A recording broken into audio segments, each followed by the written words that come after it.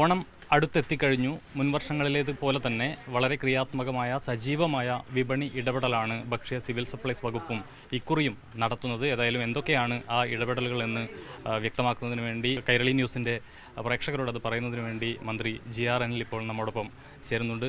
മിനിസ്റ്ററെ, ഓണം അടുത്തു, വലിയ വിലക്കയറ്റമൊക്കെ വരുന്ന ഒരു സാഹചര്യമുണ്ട് പൊതുവിപണിയിൽ. അപ്പോൾ അതിനെ പിടിച്ചു നിർത്തുന്നതിന് വേണ്ടി ഏത് തരത്തിലുള്ള ഇടപെടലാണ് സപ്ലൈകോ അടക്കം ഇപ്പോൾ ഭക്ഷ്യ സിവിൽ സപ്ലൈസ് വകുപ്പ് എങ്ങനെയാണ് അതിനെ നേരിടുന്നത്? ഗവൺമെൻറ് അക്കാര്യത്തിൽ കൂടുതൽ സബ്സിഡി കൊടുത്തുകൊണ്ട് മാർക്കറ്റിലെ വിലക്കയറ്റം നിയന്ത്രിക്കാനുള്ള ഇടപെടലാണ് നടത്തിയിട്ടുള്ളത്. അപ്പം സാധാരണ ഓണമാസങ്ങളിൽ ഒരു മാസക്കാലം സബ്സിഡി ഉൽപ്പന്നങ്ങൾ ഒരു തവണ വാങ്ങിക്കാനാണ് അവസരം കിട്ടുന്നത്. ഇത്തവണ ഗവൺമെൻറ് 2 തവണയാക്കി കൊടുത്തു. ആദ്യം ഓഗസ്റ്റ് മാസം വാങ്ങിയ ആളുകൾക്ക് തന്നെ ഓഗസ്റ്റ് അവസാനമായിട്ടുള്ള ഓണത്തിൻ്റെ മാസം 25 നാളെ മുതൽ വീണ്ടും സബ്സിഡി വാങ്ങിക്കാം. അപ്പോൾ 349 രൂപയ്ക്ക് വെളിച്ചെണ്ണ വാങ്ങിയ അതേ കുടുംബത്തിന് വീണ്ടും 1 ലിറ്റർ കൂടി വാങ്ങിക്കാനുള്ള അവസരം കിട്ടുന്നു. 119 രൂപയ്ക്ക് മുളക് 1 കിലോ വാങ്ങിയത് വീണ്ടും 1 കിലോ കൂടെ 119 വാങ്ങാൻ കഴിയുന്നു. ആവശ്യാനുസൃതം അരി 25 രൂപയ്ക്ക് 20 കിലോ അരി ഇവിടെ നിന്ന് തന്നെ ലഭിക്കുന്നു. അങ്ങനെ നമുക്ക് നിത്യോപയോഗ സാധനങ്ങൾ, ഇത് ഞാൻ ഉദാഹരണമായി സൂചിപ്പിച്ചതാണ്, നിത്യോപയോഗ സാധനങ്ങളെല്ലാം വില കുറച്ച് സബ്സിഡി നിരക്കിൽ സപ്ലൈകോ ഔട്ട്ലെറ്റിൽ നിന്ന് വാങ്ങാനുള്ള അവസരം ഒരുക്കിയതിലൂടെ കേരളത്തിലെ വില വർധനവ് പിടിച്ചു നിർത്താൻ കഴിഞ്ഞു.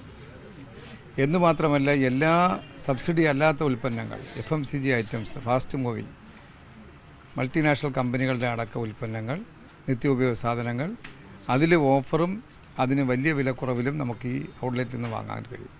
അതുകൊണ്ട് ജനങ്ങൾക്ക് ഈ ഓണക്കാലം ഏറ്റവും ആശ്വാസകരമായിട്ടുള്ള ഒരു നിലപാട് ഗവൺമെൻറ് സ്വീകരിച്ചു എന്നതാണ് സന്തോഷകരമായ കാര്യം. മറ്റൊന്ന്, ഇപ്പോൾ സംസ്ഥാനത്തെ സംബന്ധിച്ച് വെളിച്ചെണ്ണ ഒരു പ്രധാനപ്പെട്ട ഒരു ആവശ്യ വസ്തുവാണ്. അപ്പോൾ അത് പൊതുവിപണിയിൽ വലിയ ഒരു വിലവർധനവ് വരുന്നൊരു സാഹചര്യം ഉണ്ടായിരുന്നു. പക്ഷേ ഇപ്പോൾ അല്പം കുറവുണ്ട്. പക്ഷേ അതിനേക്കാൾ വളരെ കുറഞ്ഞ നിലയിലാണ് ഇപ്പോൾ സപ്ലൈകോ ഉൾപ്പെടെ അത് നൽകുന്നത്. എങ്ങനെയാണ് അതിൻ്റെ ഒരു വെളിച്ചെണ്ണയുടെ വില ഒരു നിയന്ത്രണവുമില്ലാതെയാണ് വർദ്ധിച്ചത്. 529, 550 രൂപയിലേക്ക് മാറുകയുണ്ടായി. ഗവൺമെൻറ്, ഞാനും നമ്മുടെ വ്യവസായ മന്ത്രിയും ഞങ്ങൾ 2 പേരും മണിക്കൂറുകൾ ചെലവഴിച്ച് ഈ ഉൽപ്പാദകരുമായിട്ടുള്ള ചർച്ച നടത്തുകയുണ്ടായി. അമിത ലാഭത്തിൽ നിന്ന് പിന്തിരിയണമെന്ന് അവരോട് അഭ്യർത്ഥിച്ചു. ആ അഭ്യർത്ഥന കേരളത്തിലെ സംരംഭകർ പലരും ഏറ്റെടുത്തു. അതിനനുസരിച്ച് സപ്ലൈകോ നല്ല സബ്സിഡി കൊടുത്തുകൊണ്ട് 349 രൂപയ്ക്ക് വെളിച്ചെണ്ണ ലഭ്യമാക്കാനുള്ള നടപടി സ്വീകരിച്ചു. അതുകൂടി ആയപ്പോൾ കേരളത്തിൽ വെളിച്ചെണ്ണയുടെ വില താഴാൻ ഏറെ ഉപകരിച്ചു എന്നതാണ് സത്യം. എന്ന് മാത്രമല്ല, ഓണത്തിന് മുമ്പ് 1-2 ഘട്ടങ്ങളിലൂടെ വീണ്ടും വെളിച്ചെണ്ണയുടെ വില താഴ്ത്തിയെടുക്കാൻ നല്ല പരിശ്രമമാണ് ഗവൺമെൻറ് സപ്ലൈകോയിലൂടെയും മറ്റ് സഹകരണ സ്ഥാപനങ്ങളിലൂടെയും നടത്തുന്നത്. അതോടൊപ്പം ഈ ഓണച്ചന്തകൾ നേരത്തെ ഉള്ളതുപോലെയല്ല, കൂടുതൽ വിപുലമായി എല്ലാ ജില്ലാ കേന്ദ്രങ്ങളിലും ആരംഭിക്കുന്നു. അതോടൊപ്പം 140 നിയോജക മണ്ഡലങ്ങളിലും അതിൻ്റെ ആ ഒരു സ്റ്റോറുകൾ തുടങ്ങുന്നൊരു സാഹചര്യമുണ്ട്. ആ നിലയിൽ കൂടി കൂടുതൽ ആളുകളിലേക്ക് അത് എത്തുകയാണ്. കേരളത്തിലെ 140 മണ്ഡലങ്ങളിലെയും സപ്ലൈകോയുടെ പ്രധാന ഔട്ട്ലെറ്റുകൾ നല്ല ഓണച്ചന്തയായി മാറുന്നു. എന്നുമാത്രമല്ല, മാവേലി സ്റ്റോറുകളിൽ എല്ലാ ഉൽപ്പന്നങ്ങളും ലഭ്യമാകുന്നതല്ല. സബ്സിഡി ഉൽപ്പന്നങ്ങളാണ് അവിടെ പ്രധാനമായും ലഭിക്കുന്നത്. എന്നാൽ ഇത്തവണ മാവേലി സ്റ്റോറിൻ്റെ സൗകര്യം കൂടി മറ്റുൽപ്പന്നങ്ങളടക്കം വിൽക്കാനുള്ള തരത്തിലേക്ക് മാറ്റിയിട്ടുണ്ട്. കേരളത്തിൻ്റെ ചരിത്രത്തിൽ ആദ്യമായിട്ടാണ് വാഹനങ്ങളിൽ സഞ്ചരിക്കുന്ന ഓണച്ചന്ത ഇത്തവണ എല്ലാ കോൺസ്റ്റിറ്റ്യുവൻസിയിലും ഇറങ്ങുന്നത്. അത് നാളെ മുതൽ ഇറങ്ങാൻ പോവുകയാണ്. സപ്ലൈകോയുടെ ഔട്ട്ലെറ്റുകളില്ലാത്ത ചെറിയ ചെറിയ ജംഗ്ഷനുകളിൽ, ചെറിയ ഗ്രാമങ്ങളിൽ സബ്സിഡി ഉൽപ്പന്നങ്ങൾ ആളുകൾക്ക് വാങ്ങാനുള്ള അവസരം ഈ ചന്തകളിലൂടെ ലഭിക്കുകയാണ്. അത് ഒരുപക്ഷെ ഏറെ ആശ്വാസം പകരുന്ന ഒന്നായി മാറുമെന്നാണ് ഞാൻ പ്രതീക്ഷിക്കുന്നത്. ഓരോ മണ്ഡലത്തിലും നിരവധി കേന്ദ്രങ്ങളിൽ, 100 കണക്കായിട്ടുള്ള കേന്ദ്രങ്ങളിൽ ഈ വാഹനങ്ങൾ എത്തുന്നതിലൂടെ സപ്ലൈകോ ഔട്ട്ലെറ്റുകളുടെ സേവനം ലഭിക്കുന്ന കേന്ദ്രങ്ങളിൽ നിന്നും അത് ലഭിക്കാത്ത പ്രദേശങ്ങളിലേക്കുള്ള സൗകര്യം ഒരുങ്ങുകയാണ്. ഏറ്റവും ഉൾപ്രദേശങ്ങളിലുള്ള ആളുകൾക്ക് കൂടി അതിൻ്റെ സേവനം ഏറ്റവും ഉൾപ്രദേശ ഗ്രാമങ്ങളിലെ ആളുകൾക്ക് കൂടി ആ സേവനം ലഭിക്കുന്ന തരത്തിലേക്ക് മാറ്റിയിട്ടുണ്ട്. മറ്റൊന്ന്, ഈ ഓണക്കാലത്ത് ഈ കമ്പനികളാണെങ്കിലും സ്ഥാപനങ്ങളാണെങ്കിലും വ്യക്തികളാണെങ്കിലും ഈ ഓണം സമ്മാനങ്ങളായി നൽകാൻ, ഗിഫ്റ്റുകളായി നൽകുന്ന തരത്തിലുള്ള കിറ്റുകളും മറ്റ് പുതിയ സംവിധാനങ്ങളൊക്കെ ഒരുക്കുന്നു എന്ന് കണ്ടിട്ടുണ്ട്. എങ്ങനെയാണത്? അതെ, ഇത്തവണ നമ്മൾ 1300-ലധികം രൂപ വില വരുന്ന ഉൽപ്പന്നങ്ങൾ 1000 രൂപയ്ക്കും 950 രൂപയ്ക്കും കിറ്റിലൂടെ കൊടുക്കുകയാണ്. സമൃദ്ധി കിറ്റ് എന്ന നിലയ്ക്ക് തുടങ്ങിയ ആ പദ്ധതി 1 ലക്ഷത്തോളം കിറ്റ് എന്നാണ് ലക്ഷ്യമിട്ടത്.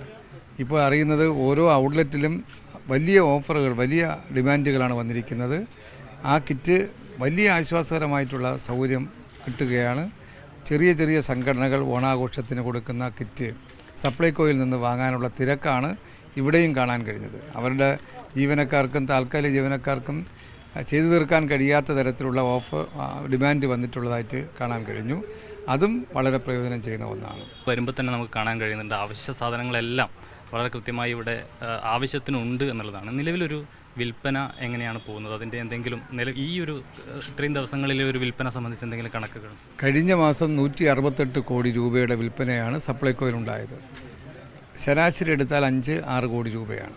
എന്നാൽ ഈ മാസം ഓഗസ്റ്റ് മാസത്തെ വിൽപ്പന ആദ്യ ദിവസം മുതൽ നോക്കുമ്പോൾ 9 കോടിയായി, 10 കോടിയായി, 11ആയി, ഇന്നലെ 12ലേക്ക് എത്തുകയാണ്.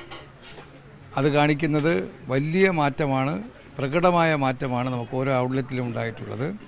കഴിഞ്ഞ മാസം 30 ലക്ഷം ആളുകൾ വന്നതായിട്ടാണ് രേഖകൾ കണ്ടത്. ഇത്തവണ 50 ലക്ഷത്തിലധികമാകും. ഒരു 300 കോടിയിലധികം രൂപയുടെ വിൽപ്പന നടക്കുമെന്നാണ് ഞാൻ പ്രതീക്ഷിക്കുന്നത്. ഏതായാലും ആ നിലയിലാണ് കൂടുതൽ ഉൽപ്പന്നങ്ങൾ സപ്ലൈകോയുടെ സ്റ്റോറുകളിൽ വളരെ സജീവമായി എത്തുന്നു, വലിയ വിൽപ്പനയും നടത്തുന്നു. കൂടുതൽ ആളുകൾ സപ്ലൈകോയെ സമീപിക്കുന്നു എന്നുള്ളത് തന്നെയാണ് ഏറ്റവും പ്രധാനപ്പെട്ട കാര്യം. ആ നിലയിൽ വളരെ വിപുലമായ സജീവമായ വിപണി ഇടപെടലാണ് സിവിൽ സപ്ലൈസ് വകുപ്പിൻ്റെ ഭാഗത്തു നിന്നും ഉണ്ടാകുന്നത്. ക്യാമറ പേഴ്സൺ അജിത് കുമാറിനൊപ്പം കമലേഷ് തെക്കേക്കാട്, കൈരളി ന്യൂസ്, തിരുവനന്തപുരം.